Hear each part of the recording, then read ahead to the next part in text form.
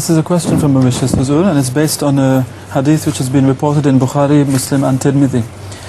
عن أبي هريرة أن رسول الله صلى الله عليه وسلم قال لو يعلم الناس ما في النداء والصف الأول ثم لم يجدوا إلا أن يستهموا عليه لاستهموا. So Abu Huraira relates that the Holy Prophet Muhammad sallallahu alaihi wasallam said, if people realize the beneficence of the Adhan and standing in the first row of the Adhan, yes, that's right, and standing in the first row for prayer, and that they could secure those privileges only by drawing lots, they would do so. Now the question is that most people do not have the chance to call for the Adhan, for example ladies or many other men as well. So they hope perhaps that by standing in the first row, which has been mentioned also in this hadith, they could get the same amount of blessings as the one who calls the Adhan. Are they right to believe so? What does you think about this? See, this doesn't mean that the ladies should call Adhan, or the person who calls Adhan, he has a higher status. It doesn't mean that at all. Adhan itself is emphasized to be a source of great welfare for the people, because the muezzin calls hayya ala salat, hayya ala salah, hayya al falah, hayya al falah. Calls on both sides. It come, run to the prayer, run for the prayer, run for falah. How would you translate falah? Success. Prosperity. Run for whatever is good for you. Al-falah is whatever is considered good for you, you'll find in the salat.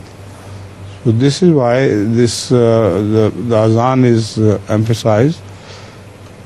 But ladies should not call azan, because they would call people not to falah but to themselves.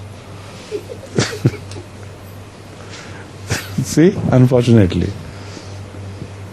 And the second thing is, those who can sit in the first rakat, first line of the prayers, they have advantage over those who make the second, third, fourth and fifth line and so on. There are many advantages, in fact.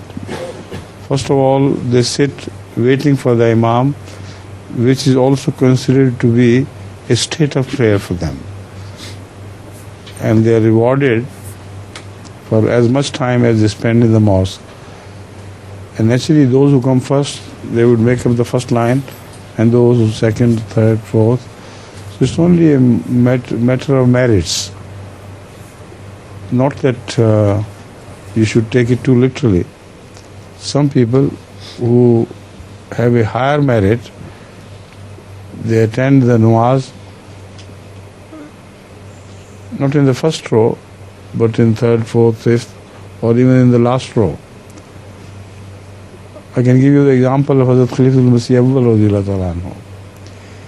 He was so humble that he used to sit where the shoes are kept.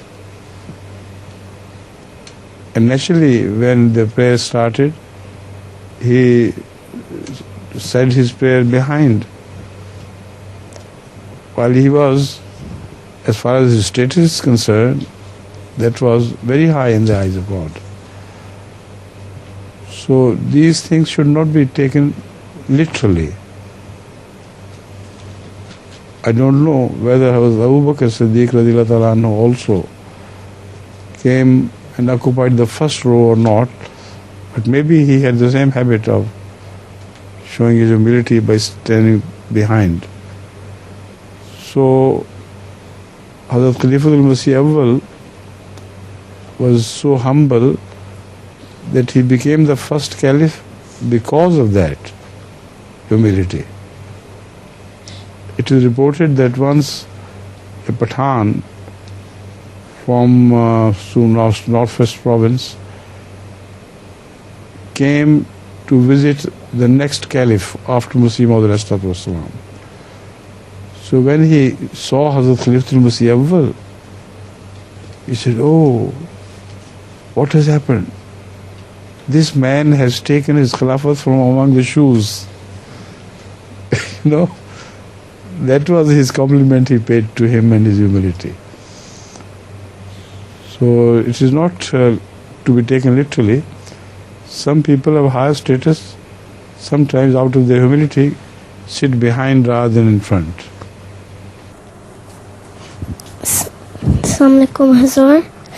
Wa alaikum salam. How are you? I'm fine. Fine? Hazur, You are the only sister of these two brothers? You are her sister? His sister? And his sister? Two brothers and one sister alone? Or there is another one as well? Just one. Right.